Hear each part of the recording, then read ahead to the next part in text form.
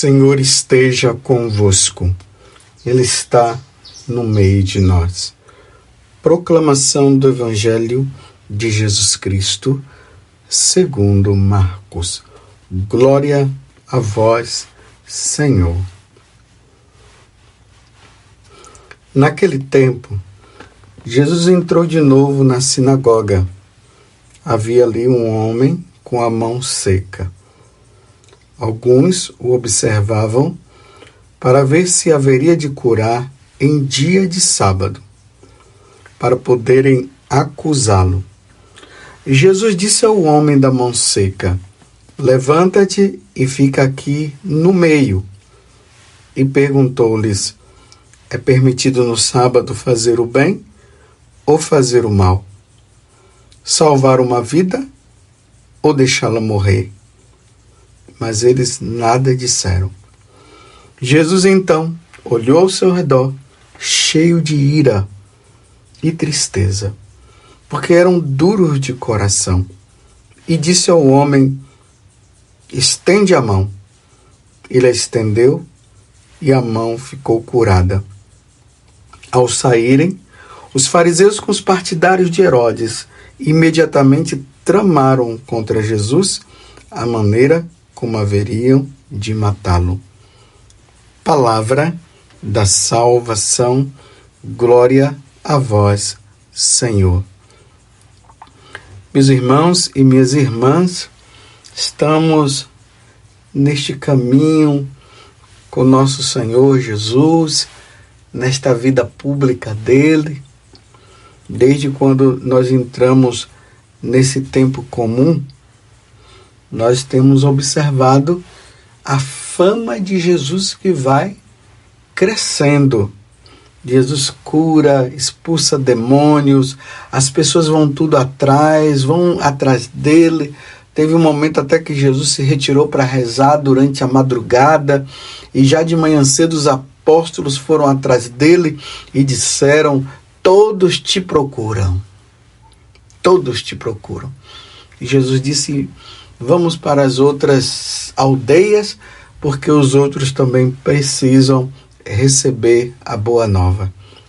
Mas ao mesmo tempo que a fama de Jesus cresce, a discórdia dos seus inimigos também vai crescendo. A maldade. As autoridades daquele tempo, os herodianos, os fariseus, os doutores da lei, os saduceus, eles não conseguiam enxergar na pessoa de Jesus o Messias esperado. Então eles estavam a todo momento procurando pegar Jesus em alguma situação. Vocês se lembram, nesses dias, Jesus estava com os apóstolos, com os discípulos, andando no meio dos trigais, e aí eles já começaram a ficar falando que não era permitido arrancar trigos no meio nos dias de sábado. Vocês se lembram também da questão do jejum? Agora, mais uma vez, o sábado. Jesus entra na sinagoga e ali tinha um homem de mão seca. Jesus vê que aquele homem precisava ser curado. Só que aqui no caso, os herodianos e também os fariseus estavam observando para ver se Jesus ia infligir o sábado. Sendo que ontem Jesus já tinha dito que ele é o Senhor do sábado. E que a forma como eles interpretaram o descanso do sábado estava totalmente errada. Mas eles estavam ali olhando para ver o que Jesus iria fazer com aquele homem. E aqui diz no versículo 2, né? Lembremos que nós estamos no capítulo 3, do versículo 1 até o versículo 6. Então aqui diz assim, no versículo 2: alguns o observavam para ver se haveria de curar em dia de sábado para poder acusá-lo. Olha só. Vejam a situação dramática. Aí Jesus disse ao homem da mão seca: levanta-te e fica aqui no meio. Porque Jesus estava percebendo o que estava no coração deles. A perseguição já estava acontecendo a nosso Senhor. E perguntou-lhes: é permitido no sábado fazer o bem ou fazer o mal, salvar uma vida ou deixá-la morrer? Mas eles não disseram nada. Era uma oportunidade deles dizerem para Jesus: olha, Jesus, você sabe que nós estamos no sábado não se pode fazer nada, é o culto que deve se prestar a Deus, nós estamos aqui para adorar a Deus, deixa isso para amanhã. Porque isso está errado? Porque na lei de Moisés diz isso e diz aquilo? Não. Eles simplesmente ficaram calados para ver a reação de Jesus, se Jesus iria fazer ou não alguma coisa. Jesus entrou. Olha bem o que aconteceu. Jesus então olhou ao seu redor, cheio de ira e tristeza, porque eram duros de coração. Então ele disse ao homem: estende a mão, e a mão ficou curada. E vocês viram que eles começaram a tramar uma forma para matar Jesus. Agora, eles já estavam com o intento de matar Jesus. Mas eu quero parar para meditar com vocês o sentimento que Jesus ficou naquele momento. Eles tinham o coração duro. Jesus ficou irado e com tristeza. Essa ira aqui de Jesus, meus irmãos, não é a ira do pecado capital. A ira, quando a pessoa ela fica assim, com muita raiva do outro, ao ponto de querer matar. Mas é uma expressão que no fundo, quer dizer assim: eles não querem mudar. O que é que eu vou fazer mais para que eles mudem o coração? Aí o sangue ferve. Quando nós entramos numa situação de que as coisas fogem das nossas mãos, sabe, eu vou explicar melhor. Aquela mãe, aquele pai que tem aquele filho, que a mãe está dizendo: meu filho, não faça isso, meu filho, não faça aquilo. O pai está dizendo: meu filho, sai desta vida. E ele está ali que nem está aí para a situação e continua. Aí a mãe fica irada, fica com raiva, mas não é uma ira maldosa, é aquela ira de dizer: o que é que eu posso fazer mais? Você está me entendendo? Talvez você que esteja me ouvindo agora, você já tenha passado por isso. Talvez você que é um pai, é uma mãe, tenha passado por isso. Geralmente isso acontece com as pessoas que nós amamos. A gente fica ali tentando tirar a pessoa da situação, mas ela não quer sair. Por isso que aqui está dizendo dureza de coração e tristeza. Quer dizer, a dureza de coração do outro que não quer sair da situação, não quer mudar, mas aquela ira é misturada por uma grande tristeza. Vai acontecer um grande mal com ela e ela não quer sair. Ela quer ficar. Estão compreendendo a situação difícil que Jesus estava com aqueles homens? Coração duro. Coração duro é igual aquela bigorna de aço inoxidável que aquele que trabalha com a bigorna coloca ali o ferro e bate. Aí tem o ferro, ele até amolece, porque tem ferros que amolecem, mas aquela bigorna, ela é tão dura que não faz efeito nenhum bater nela.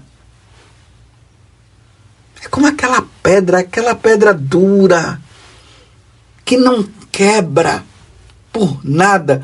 Então, a Sagrada Escritura traz essa expressão, essa metáfora para mostrar o coração duro, que não quer mudar de vida.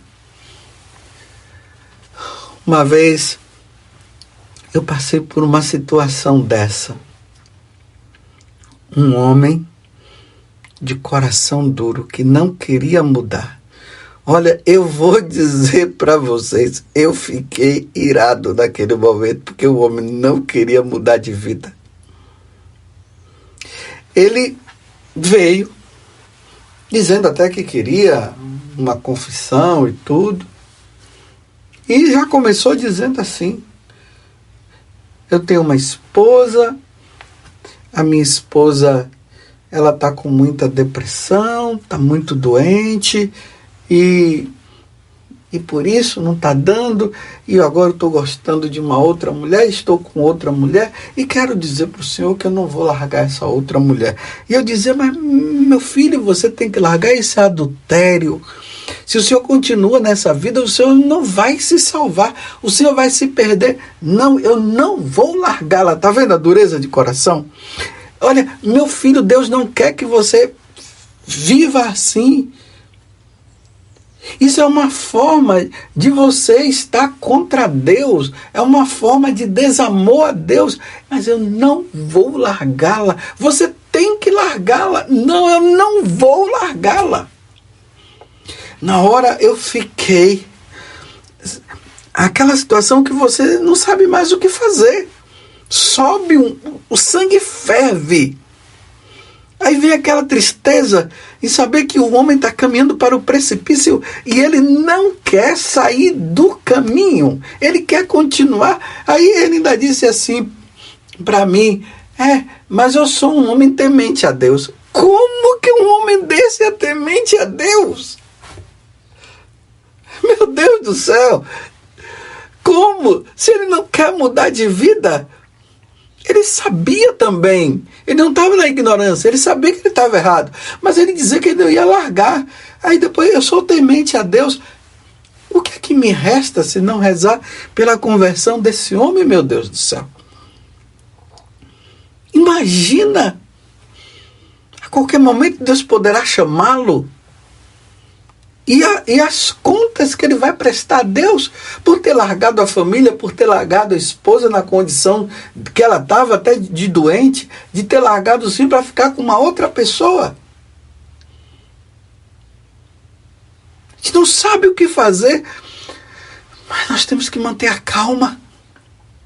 É preciso manter a calma. Claro que depois eu me acalmei ali, mas estou rezando por aquela alma que não quer abrir o coração. É o que acontece com esses herodianos. Jesus mostrou até a sua divindade curando aquele homem de mão seca.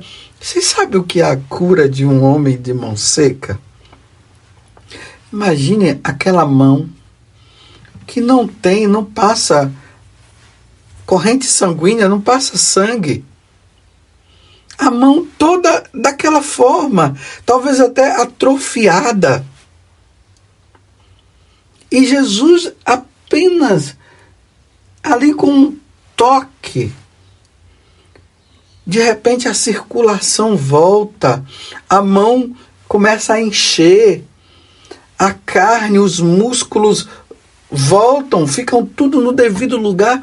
Era para aqueles homens, quando eles olhassem, era para eles caírem de joelhos ali, dizendo: meu Senhor e meu Deus, porque eles estavam diante de um milagre. Não era uma curazinha de uma dor de cabeça, era um milagre.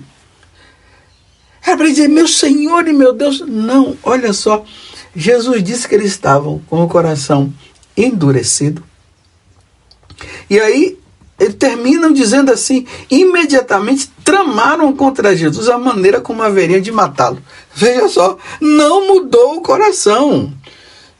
Agora eles já foram além. Era uma perseguição velada, agora já não é mais velada não. Eles estavam com o intento de matar. Coração fechado. Coração fechado não se salva. Eis que estou à porta e bato, se abrires eu entrarei. Meu Deus do céu. E quantas pessoas, infelizmente, vivendo essa situação dolorosa em casa. O marido que não abre o coração para Deus, que não quer mudar de vida, é a esposa, às vezes é o filho, é um parente, se faz de tudo, mas a pessoa está ali dizendo, ainda tem aqueles que dizem assim, eu não preciso das suas orações. A mãe disse, meu filho, eu vou rezar para que Deus possa até mudar o seu coração. Ele não precisa das suas orações, não reza por mim, não. Está decretando a perda da salvação dele. Isso causa uma tristeza no coração. Fomos criados por Deus e para Deus. E para vivermos com Deus, existe coisa mais linda, mais importante na nossa vida do que nós passarmos desta vida para outra para conviver com Deus eternamente no céu? Não tem, mas tem aqueles que não querem mudar de coração. Agora mesmo me recordo de Martinho Lutero, quando ele começou com aquelas ideias. Ele começou e ele falava mal do Papa, dizia que o Papa era o anticristo, e foi falando um monte de coisa, e o Papa tentou várias vezes, Martinho, volta, pensa bem, não faz isso. Ele fechou o coração mesmo e não abriu, e foi até o fim da vida dele daquela forma. Meu Deus do céu, que situação difícil quando se fecha o coração. Talvez você que esteja me ouvindo agora,